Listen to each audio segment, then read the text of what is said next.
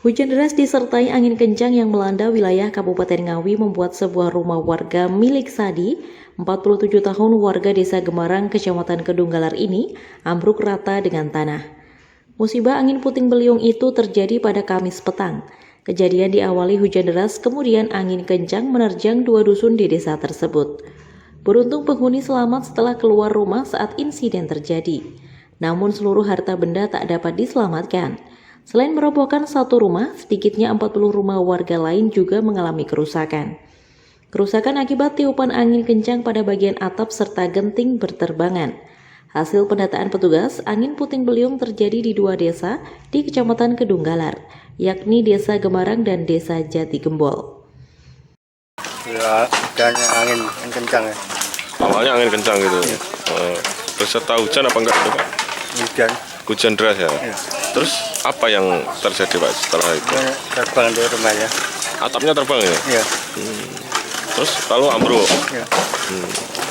Pada saat itu apa yang Bapak lakukan pada saat itu? Di dalam sama. Sempat menyelamatkan diri ke dalam rumah itu, yang di sampingnya itu. Ya. Tapi nggak apa-apa, Bapak itu. Iya. Ini menimpa apa aja, Pak? Enggak, ini bekakahin Barang-barangnya desa itu. meja itu. Jadi roboh satu rumah Pak ya? Iya. Pada saat itu Bapak lagi di mana Pak? Di dalam.